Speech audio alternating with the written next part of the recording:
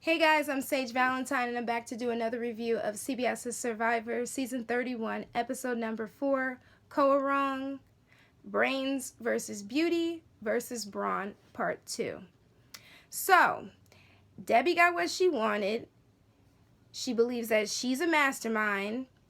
She tells Peter that she could have, and the rest of the tribe could have, let him go, but they need him. Peter's ego in her eyes is knocked down a few rungs.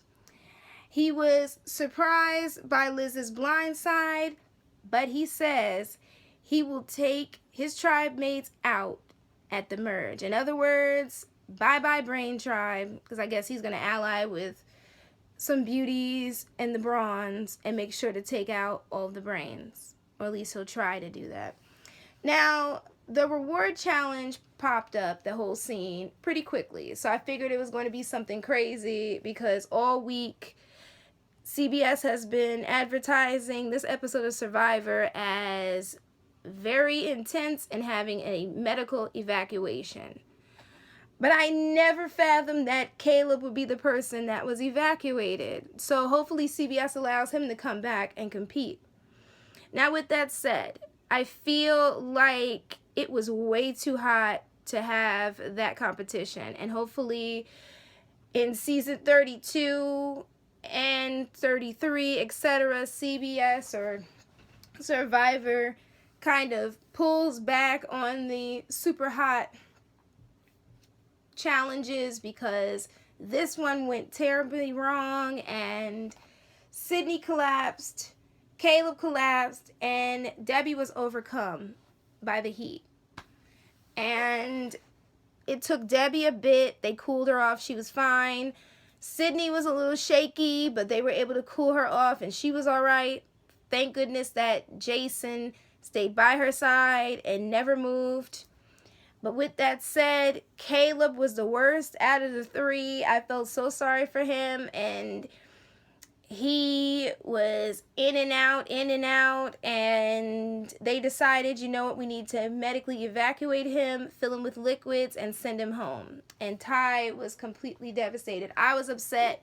Twitter was all freaking out. I mean, even though quite a few of the people didn't like Caleb, at the same time, nobody wants to see any of these players collapse or be sick or get hurt. And I'm assuming, judging by the promos and the trailer promo for the rest of this season, quite a few more people are going to get hurt. So I have to prepare myself for that one, obviously.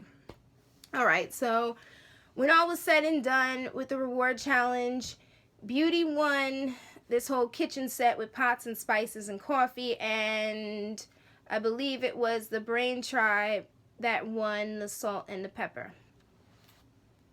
So it was bad enough that the Brawn Tribe lost the reward challenge, but they came back to the beach, and all of a sudden Alicia was like, screw it, I'm gonna tell these folks how I feel. And she basically told Scott that she didn't like the way he spoke to her and how he called her a cheerleader, and she wanted to confront him about it. She wants the tribe to work as a team.